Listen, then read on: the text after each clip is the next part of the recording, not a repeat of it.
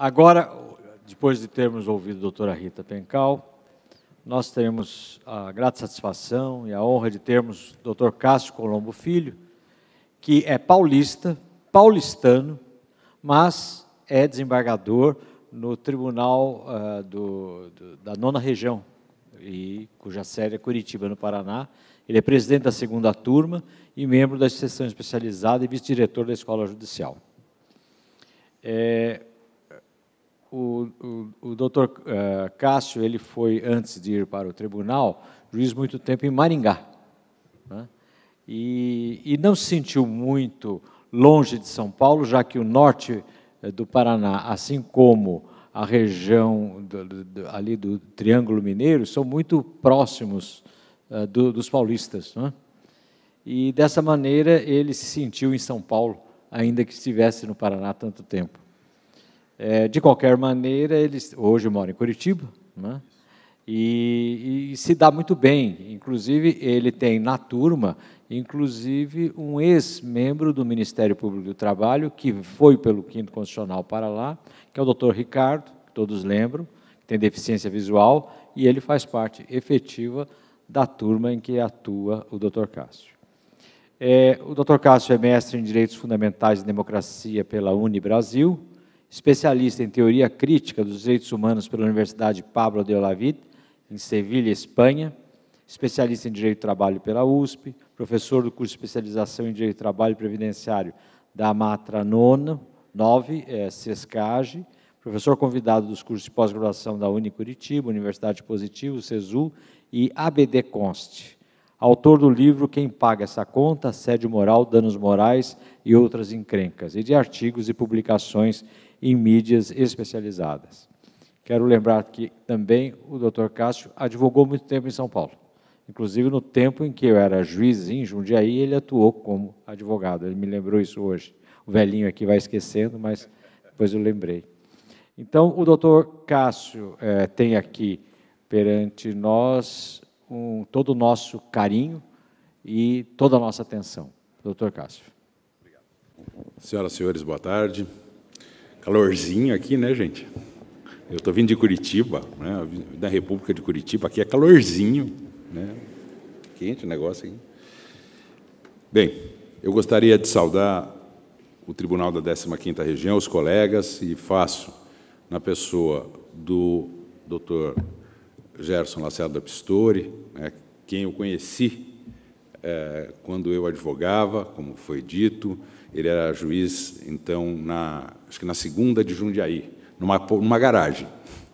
Era uma garagem que era adaptada, a gente era um lugar complicado. Nós já passamos poucas e boas na carreira e o tempo, graças a Deus, tira isso.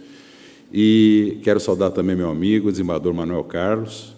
Como disse, era o presidente da Suprema Corte Laboral, né? Ele, que honrosamente integramos a doutora Rita, eu, o doutor Pimenta, enfim, Salvador Laurino. Acho que ele esqueceu de mencionar o Jorge Castelo, que é o único que continua na advocacia, né? Você imagina os malucos que ficavam reunidos no final de semana. Não era para estudar para concurso, nós estudávamos para aprender, para nos desenvolver, era isso. E aí, é claro, né, a consequência, obviamente, depois é passar num concurso. Então, fica aqui também, aí voto para quem olha e fala, pô, como é que você fez para chegar até aí? Sim, houve um tempo, eu até recebo esse momento com uma graça de Deus muito grande, com muita humildade, por estar aqui hoje, porque realmente houve um tempo que o meu maior sonho era fazer um curso de Direito. Depois, o meu maior sonho era ter uma pós-graduação. Depois, meu maior sonho, então, era passar num concurso de juiz. Depois, o sonho do tribunal, né? E hoje estou aqui, estou na direção da Escola Judicial. Então, uma outra fase, eu acho que quando a gente olha para tudo isso, né, doutor Manuel Carlos, doutor Pimenta, que eu conheci ainda nos tempos também anteriores à magistratura, realmente a gente tem que se orgulhar muito e agradecer a Deus pela oportunidade que dá. Bem, a doutora Rita, nós estamos bem adiantados na hora, eu realmente prometo que eu vou ser breve, vou falar bem menos do que eu tinha previsto. Primeiro, porque a doutora Rita praticamente aqui, ela falou para mim, me tranquilizou, não, Cássio, fica tranquilo, que nós não combinamos o que eu falo. Ela falou, não, Cássio, fica tranquilo, porque eu vou só fazer ali, vou pôr uns slides, fazer um negócio assim e falar um pouquinho sobre economia. Mas ela acabou o assunto, eu falei, bom, como é que eu vou fazer agora, né? Deixa eu falar um pouquinho para vocês, exatamente, eu também, assim como o doutor Pimenta, fui intimado, né, não é questão de convite, né, intimação, e aí você não tem jeito. E deixa eu falar um pouquinho sobre exatamente a minha experiência, eu sou magistrado há 26 anos, na Justiça do Trabalho e atividade rural. O doutor Gerson falou, é bem isso, o norte do Paraná é interior de São Paulo, lá o pessoal, assim como o pessoal interessante, eles não torcem para os times de Curitiba, para o Atlético, eles torcem para os times de São Paulo. Lá eles também têm essa noção de que existem dois tipos de pessoa no mundo, os inteligentes e os corintianos. Né? São dois tipos de pessoa muito distintas, obviamente, eles pegam lá é um lugar que se percebe isso. Esse norte que vocês estão vendo aí, eu passei como juiz substituto ou como titular em praticamente todo ele, na região noroeste, mas principalmente no norte central, Maringá, onde o doutor Gerson falou. Eu fui juiz em Rolândia também, que é bem pertinho de Londrina. Fui titular na região centro-ocidental, que está marcada ali, em Campo Mourão. Trabalhei no Norte Pioneiro também, em Cornélio Procópio. E Cornélio Procópio, acho que foi a vara que eu trabalhei que tinha mais atividade rural. 80% das ações eram da área rural. Também trabalhei no Sul, em Pato Branco. Tá? Trabalhei na região Oeste, em Cascavel. Enfim, eu participei de um programa turístico, conheço o Paraná Julgando, né? Era o Juristur. Então, eu ia lá, cada semana eu estava num lugar, cada mês eu estava num lugar, enfim. Até depois, agora mais finalmente, eu fui juiz em Castro, que é essa região centro-oriental que vocês estão vendo aí, que é a região dos Campos Gerais, no Paraná, e depois, já na região metropolitana, em Curitiba, quando comecei a ser convocado para o tribunal, há 10 anos, mais de 10 anos atrás. Então, aí eu falei, não adianta, agora eu vou mudar para Curitiba, e aí me estabeleci e fui titular de 2 varas em Curitiba, inclusive a 21ª vara, que foi a primeira vara digital do Paraná, bem antes do PJE. Né? Nós tivemos uma vara eletrônica, nós tínhamos um sistema, aliás, nós temos uma dificuldade danada lá na região com o PJE, exatamente por isso, que nós tínhamos um sistema que era muito mais operacional, a nosso ver, enfim, o PJE. Sério, o pessoal do Tribunal, além de ficar muito bravo, teve gente que ficou doente, porque aumentou muito o nosso trabalho, o PJE, em relação aos sistemas que nós tínhamos. Bem, a nossa economia é muito baseada em pecuária e em agricultura. A nossa agricultura, tal como aqui também, a base é cana-de-açúcar, nós temos grandes canaviais, milho, trigo, soja, eu não sei bem a ordem aí, mas eu acho que, se eu não me engano, é essa mesmo. Ainda temos um pouco de café, hoje com o café adensado, né? E principalmente mandioca. A mandioca, para nós, é uma grande força no Paraná. Nós temos na indústria, principalmente a agroindústria, e aí nós temos uma atividade que fica dentro daquilo que o doutor Paulo Pimenta falou, exatamente fica naquela zona gris, né, entre o rural e o urbano, e temos também, obviamente, a indústria mesmo urbana, a indústria automobilística, de papel e celulose. Papel e celulose também é muito ligado com a área rural. E temos também a atuação na área de extrativismo vegetal, principalmente madeira e erva mate. E, normalmente, são nessas culturas que nós pegamos as condições mais precárias e também as condições de trabalho análogo ao de escravo. E nessas regiões todas que eu passei, então, o que eu vi foram exatamente essas atividades. Nós temos grandes cooperativas agropecuárias no Paraná, assim como temos em São Paulo, mas as nossas lá parece que são um pouquinho maiores e mais organizadas. A Coama é a maior cooperativa da América do Sul, a Cooperativa Agrícola Mourãoense, tá? Exatamente daquele município a que me referi, Campo Mourão. A Cocamar de Maringá, se eu não me engano, é a 3ª da América do Sul. Tá? E nós temos também uma cooperativa muito grande em Palotina e outra em Medianeira, são regiões próximas a Foz do Iguaçu. Temos uma cooperativa grande aqui em Londrina. Enfim, temos 2 cooperativas muito grandes em Castro, onde nós temos uma colônia holandesa muito forte, e dali vem o cooperativismo. Já foi falado aqui, a doutora Rita, inclusive, falou isso, o doutor Pimenta também fez referência aqui às cooperativas, alguma alusão às cooperativas, e, obviamente, que a gente tem que fazer uma distinção, mas a doutora Rita até falou, olha, nos anos 90 nós tínhamos um início né, de trabalho com intermediação por cooperativas, e aqui nós temos que fazer uma distinção entre cooperativa de trabalho, que seja realmente prestação de serviços, e as cooperativas de mão de obra. E as cooperativas de serviços são válidas, não tem porquê, veja, o que elas prevêem exatamente uma solidariedade e cooperação entre os associados. Já na cooperativa de mão de obra, alguém está visando lucro em cima do trabalho. E, obviamente, dessa nós não gostamos. O TRT da 9ª região teve, no ano de 2016, segundo um levantamento que eu fiz ali, cerca de 160 mil ações, mais especificamente 158.162, e dividido por 96 varas no Paraná, nós temos cerca de 1.650 processos por vara. Obviamente que nisso tem vara que tem 4.000, tem vara que tem 800. Né? Então, nós temos uma variação muito grande. Agora, quanto nós temos de área rural? Não sei. Eu não sei, porque o PJE não nos permite, ele nos dá, não nos dá esta informação. Tá? Nós temos, obviamente, um número expressivo de ações. E, outra coisa, um número muito grande de cobrança de contribuição sindical rural. Tá? Que isso acaba vertendo de modo muito forte na Justiça do Trabalho. E os dados que eu forneço daqui para frente, então, são empíricos, não são científicos, são da minha observação pessoal. Eu diria que cerca de 30% do nosso movimento no Paraná abrange, apesar da nossa pujança na economia, 30% abrange a atuação rural.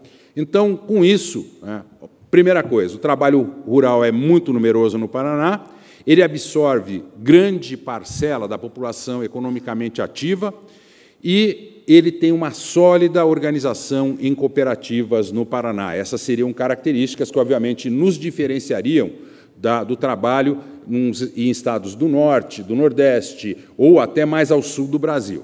Tá? Algumas questões que nós temos com relação ao trabalho rural.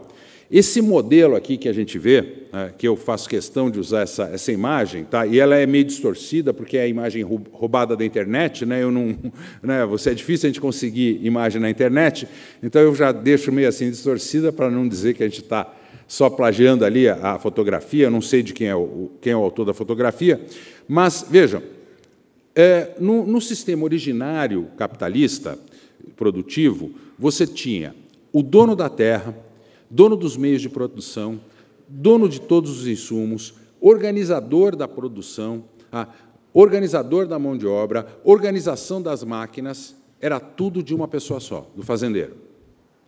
Então, obviamente, o empregado, o trabalhador era empregado de quem? Do fazendeiro, é óbvio, ele não podia ser empregado de outra pessoa, já que esse era o dono dos meios de produção. Quando muito, você achava o quê? Um contrato de arrendamento. Já no sistema atual, o que acontece? Nós temos lá a propriedade de A. Quem é A? Não sei. A normalmente pode ser um fundo de investimento, A pode ser um banco, A pode ser uma empresa, pode ser um investidor, porque eles é que estão hoje, então, comprando, estão adquirindo terras, pelo menos lá no Paraná, onde a terra é bastante cara, e aqui eu sei também que porque é uma terra muito produtiva, né? Então, normalmente, o dono da terra não é mais um fazendeiro, ainda tem, obviamente, algumas famílias. Eu, inclusive, sou de família desta região. Meu bisavô, quando chegou da Itália, ele veio para cá, ele veio mais especificamente para Catanduva, que é aqui do ladinho, né? E tem até uma usina Colombo aqui perto, aí, que deve ser dos primos, deve ter uns primos ricão aí. Isso aí eu vou procurar depois, na hora que eu sair daqui, para ver se eu consigo pegar a parte lá. Não sei se estão bem, a usina não conheço, desculpem, tá? Estou só aludindo, mas realmente a minha origem, depois meu bisavô foi para São Paulo e aí se radicou lá. E a terra, num segundo momento, veja, essa terra, hoje, ela é arrendada por B. A máquina é de C. Aí é contratado o D só para organizar e remunerar os trabalhadores. E aí você ainda tem o E, que compra insumo, que planeja, que faz o plantio, faz o manejo, faz a comercialização e distribui as participações entre B, o C e o D. E sabe o que é pior? É que todos ganham muito mais dinheiro do que se ganhava naquela época em que o dono era um só. Você consegue tornar... Então, aumentou barbaramente, aonde antigamente se produzia ali 35, 40 sacas de soja por hectare, hoje você tem gente que tira 100 sacas de soja por hectare. Tá? Então, isso aumentou barbaramente o quê? A produtividade. Isso deu uma outra agilidade no produto. Então, agora eu pergunto, de quem que o sujeito é empregado? A, B, C, D ou E? Nesse novo modelo que nós temos na área rural.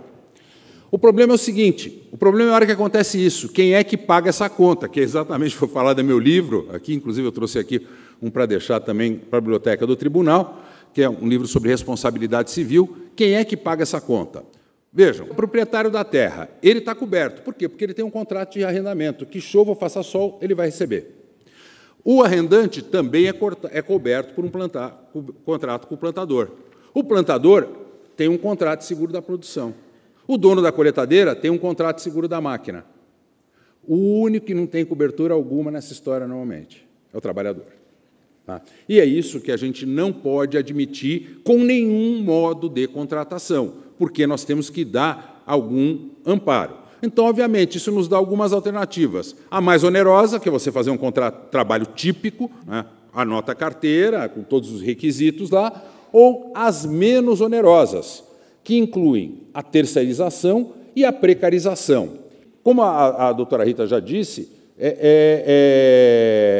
hoje nós temos algumas alternativas de contrato, né? Você tem contrato de autônomo, de intermitente, contrato de terceirização, o trabalho a tempo parcial, enfim. A reforma trabalhista veio dar uma ideia no sentido de que hoje o empregador teria uma espécie de leque. Ele poderia, sabe aquele jogo cata-palitos? Ele poderia escolher, né, qual ele vai tirar para não deixar ruir, ou qual tipo de contrato, como se isso fosse, vamos dizer assim, uma faculdade para ele. E eu quero lembrar que terceirização e precarização têm situações distintas.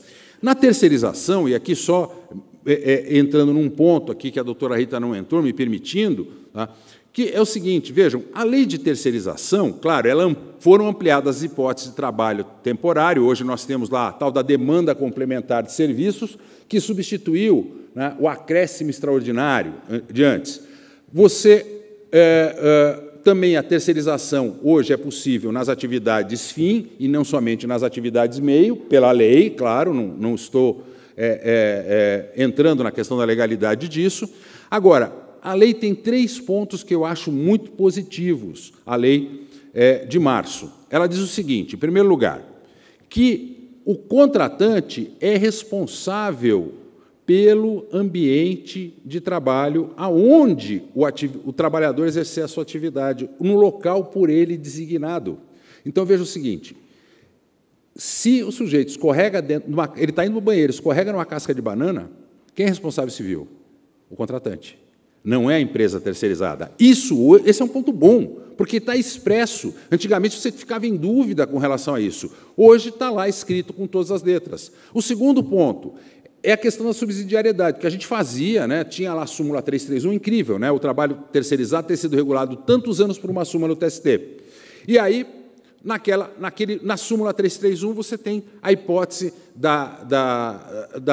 foi lá o reconhecimento da responsabilidade solidária em caso de fraude e subsidiária, então, em caso de terceirização lícita. E agora isso está previsto em lei. Então, eu, hoje, como contratante, se eu for terceirizar uma atividade, obviamente que eu não vou ficar muito preocupado com o capital social, mas em realmente eu, se quiser, ser um sujeito bem-sucedido no meu negócio.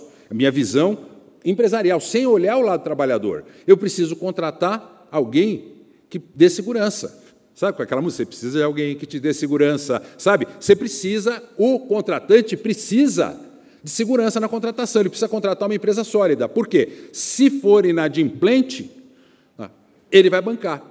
Está escrito na lei isso com todas as letras. Eu acho isso um grande avanço, porque aí, quem sabe, o empresariado se toque, que é o seguinte, não adianta empurrar a sonegação para o final da fila. Tá? Por quê? Porque você vai pagar a conta em algum momento. Vejam, hoje, nós, na Justiça do Trabalho, qual é a visão que nós temos de terceirização? É isso, é cobrança de verba rescisória. É gente que mandou embora e não sequer pagou os direitos mínimos para o trabalhador. Eu acho isso ótimo, não tem problema nenhum. Contratante, vem cá, paga essa conta. Pá. A outra situação, então é o seguinte, hoje, se eu for terceirizar responsavelmente, eu só pagarei se o sujeito, antes de receber, me der o quê? Me der uma relação do que ele está pagando para os empregados. E outra coisa, o que eu achei mais interessante é que o contratante ou o tomador é o responsável direto pelas contribuições previdenciárias. Nossa, isso é muito forte. Vejam, nós temos na contribuição previdenciária, nós temos a quota-parte do empregado e do empregador. Isso sempre... Vocês já viram alguma execução fiscal contra empregado? Não. Por quê? Porque o responsável tributário quem é? Sempre é o empregador. E aqui o responsável tributário quem é? Sempre é o terceirizador. Sempre é o contratante. Então, o que acontece? A Previdência, o leão, a Secretaria da Receita Federal do Brasil, ela não vai em cima... E depois, obviamente, a União, quando for inscrito o título da dívida ativa, ela não vai em cima da empresa fornecedora de mão de obra. Ela vai em cima de quem? Do tomador de serviços. Portanto, eu também, se fosse empregador e quisesse contratar com um mínimo de segurança, eu só te pago se você primeiro me der aqui as guias da Previdência. Me traz a GRPS preenchidinha, com a relação de empregados, me dá aqui, e eu mesmo providenciaria. Faz o seguinte, me dá aqui, eu pago, te mando uma cópia... Ou então tira uma cópia e aí eu já deduzo isso do seu crédito. Não dá para fazer terceirização responsável de outra maneira. E é claro que nós temos as hipóteses que já foram mencionadas, exatamente, que envolvem precarização, mas normalmente fraudes, porque elas não são admissíveis no trabalho rural. O trabalho autônomo, a pejotização, a cooperativização, a informalidade. Eu quero lembrar que o trabalho autônomo, o que é o trabalho autônomo? É autônomo, não é? É aquele trabalho que é exercido sem subordinação. Então, essa regra hoje... Vejam, os artigos que regulam a relação de emprego, principalmente na área rural, o artigo lá 2º da Lei 5889/73, ele não foi revogado pela reforma trabalhista. Portanto, se o trabalhador atuar com pessoalidade, habitualidade, subordinação e onerosidade, diga o que quiser, ele é empregado, mesmo que o artigo 442B da CLT diga que, se for autônomo, não é empregado. Por quê? Porque ainda prevalece o princípio da primazia da realidade. Bem, no que nós temos de situações práticas que envolvem a sazonalidade ou o trabalho eventual, contratos de curta duração. No Paraná, isso já está praticamente erradicado na cana.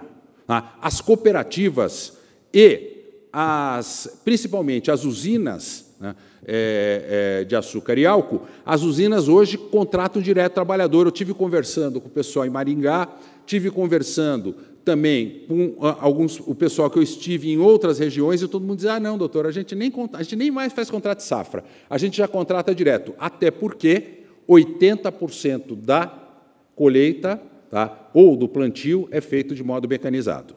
Aonde se usa mão de obra? É só onde tem curva de nível. Então, nós temos uma quantidade de mecanização muito grande. Então, esses pararam de dar problema. Hoje, os problemas com usinas são outros. Não tem mais trabalho intermitente, não tem mais trabalho de contrato de curta... Você acha ainda algum serviço no plantio, que às vezes tem que ser feito manualmente, e também na catação de bituca.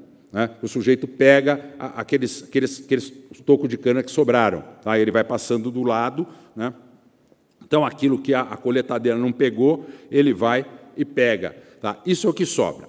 Aonde nós temos problemas sérios hoje de trabalho intermitente no Paraná?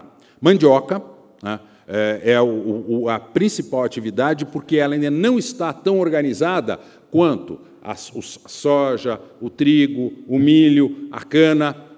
Nós temos ainda atividades extrativas, principalmente na colheita de erva, que é essa figura que vocês estão vendo mais lá à minha esquerda, superior, e também... Aí eu tive na Federação dos Trabalhadores, depois eu fiz levantamento em diversos lugares, no Ministério Público do Trabalho e também na Federação dos Trabalhadores na Agricultura do Estado do Paraná, que agora está se dividindo, que eu vi que vocês já se dividiram entre trabalhadores assalariados e trabalhadores em geral. E aí eles me falam, doutor, nosso maior problema aqui é o retireiro, é o laticínio. Eu falei, mas como assim? Por que trabalho intermitente no laticínio? Escuta, a vaca dá leite todo dia, Não, doutor, é que tem alguns fazendeiros que às vezes está com mais vaca ou está com menos vaca, aí ele contrata temporário, porque esse é o jargão que uso. Não, mano, é o caso de contratar temporário, porque se ele está, vamos dizer, com uma vaca ali, aquela vaca vai ficar dando uns 3, 4, pelo menos uns 3 a 4 meses, essa vaca vai ficar dando leite ali, para mais. Estou falando com contratos mínimos. Então, veja, o que ele tem que fazer? Ele tem que ir trabalhando com contratos por prazo determinado, enfim, tem que fazer alguma outra coisa, né? Obviamente, quando eu lembro de mandioca, né, aproveito para lembrar esse momento histórico do Brasil, ótimo, da saudação da nossa ex-presidente, a mandioca. Vocês vejam a importância desse insumo que nós vivemos aqui, né? Bom, o trabalho intermitente, como falou a doutora Rita, é uma nova alternativa à regulamentação do bico? Sim, segundo o ministro Almir Pazianotto, né, que, enfim, velho conhecido nosso, né, enfim, interessante, o Almir Pazianotto foi advogado do Lula naquela famosa greve do ABC lá nos anos 70, né, e hoje ele tem essa postura extremamente liberal, impressionante isso. Mas, veja, segundo ele, é a regulamentação do bico, uma realidade que já existe, nisso ele tem razão, tá? E que dá segurança para as duas partes, né, para ele, né? Então, por exemplo, músicos e garçons se beneficiariam com, por exemplo. E é nisso que eles estão pensando. E o problema, tá, quando você pensa assim, é o serendipismo, desculpem. Tá? O que é? É você atirar numa coisa e acertar na outra. Às vezes dá certo. Deu certo para o Alexander Fleming, né? O Alexander Fleming esqueceu lá as culturas de estafilococos dele para fora, tá? E entrou de férias, saiu, deixou a janela aberta. Quando voltou, estava tudo coberto por um fungo. E ele percebeu que esse fungo estava atacando os estafilococos. E, a partir daí, ele tirou o penicílio e estabeleceu a penicilina. Nossa, super acidental, ótimo. Então, às vezes dá certo, às vezes dá muito errado, né? Francis Bacon, um dos maiores pensadores aí que nós já tivemos, né, é autor do método indutivo de pensamento que nós usamos, né, hoje. Ele morreu de pneumonia, por quê? Porque ele foi fazer um experimento científico. Ele resolveu sair do meio de uma nevasca, pegar um frango e rechear de neve, achando que isso teria o mesmo efeito que o sal. Acredita? Um cara tão inteligente quanto ele morreu, né, para tentar fazer uma experiência científica, uma bobagem dessa, né, para não falar outra coisa. Mas é uma porcaria, né, uma M dessa. Enfim, né, como é que um cara tão inteligente faz isso, né? Aí o que nós fazemos? Bom, então vamos resolver isso, vamos fazer esse modelo que foi falado, o modelo importado, né? Pegar o modelo inglês e o modelo norte-americano, o Zero Hour Contract ou o Part-Time Contract.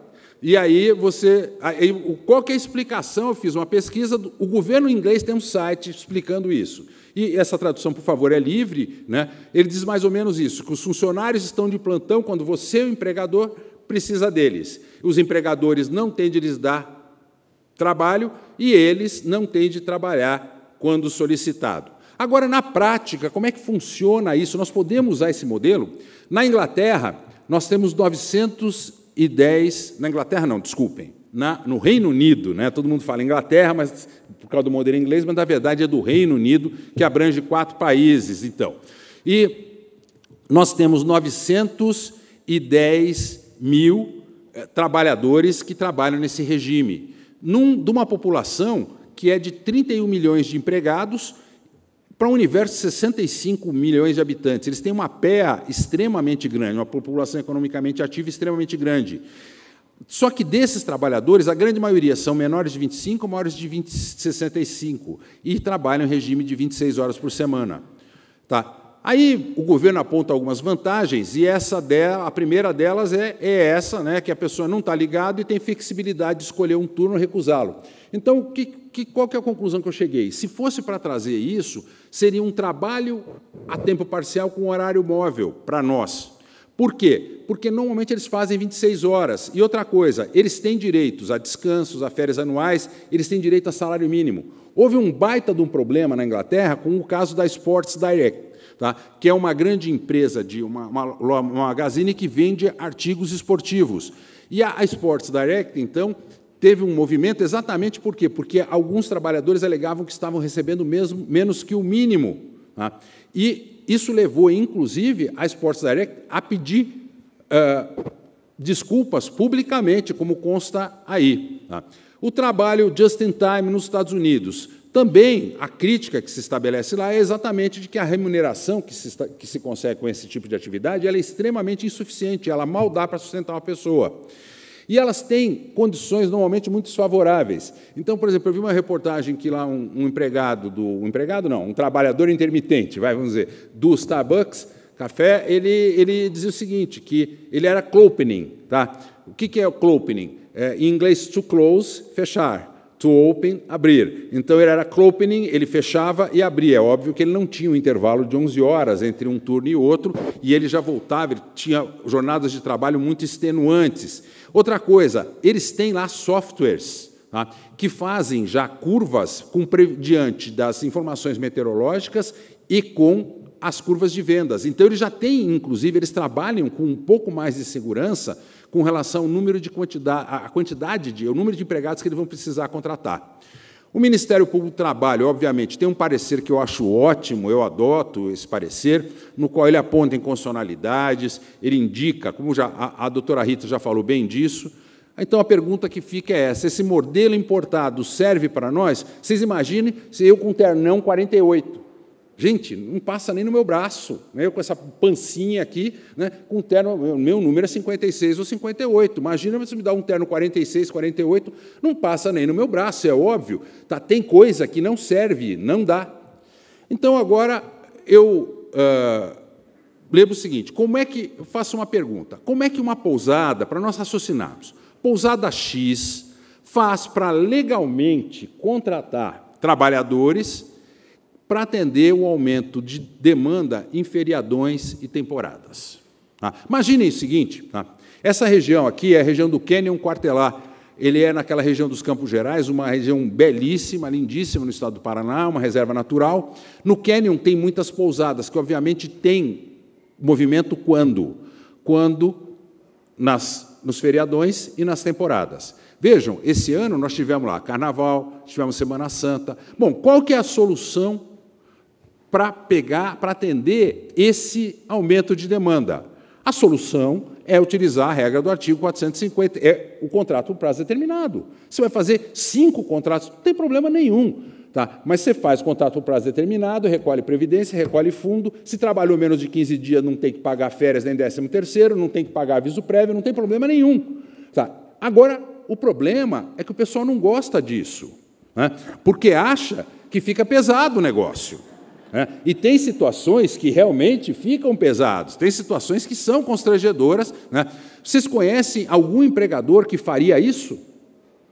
Que faria 5 contratos por prazo determinado, um no Carnaval, outro na Semana Santa, um Tiradentes, um em 1º de maio e outro na... Não. Gente, o fato é um só. O pessoal não faz isso, mais até por preguiça, ou por achar que não pode, ou por achar que é complicado. Tá? Por quê? Porque fica... O que é certos eventos? Certos eventos, bom, vai depender do juiz que cair. Bom, aí é complicado, né? Isso para o empregador é muito complicado. Bem, o trabalho intermitente é necessário? Tá. O empregador está querendo, as empresas estão querendo. Tá. Eu acho o seguinte, não tem problema, mas vamos fazer o seguinte, vamos pensar um pouco melhor sobre o que é o contrato por prazo determinado, que é uma coisa tão mal explicada. Ontem mesmo eu estava conversando com os colegas e nós estávamos divergindo ali entre nós sobre o alcance dessa expressão com relação a atividades certas. Veja, então nós poderíamos fazer o estabelecimento de condições por acordo ou convenção coletiva de trabalho, foi falar intermediação do sindicato, nós poderíamos pensar em alguma atividade para trabalho avulso. Veja, nós podemos pensar uma outra forma, mas de modo que nós tenhamos alguma estratégia de fixação no campo. Por quê? Porque, vejam, o crescimento da economia sem responsabilidade social, como a doutora Rita já disse, provou e mostrou, é insustentável. Eu quero agradecer muito a atenção com que me ouviram, tá? Espero ter realmente podido contribuir e me coloco à disposição. Muito obrigado.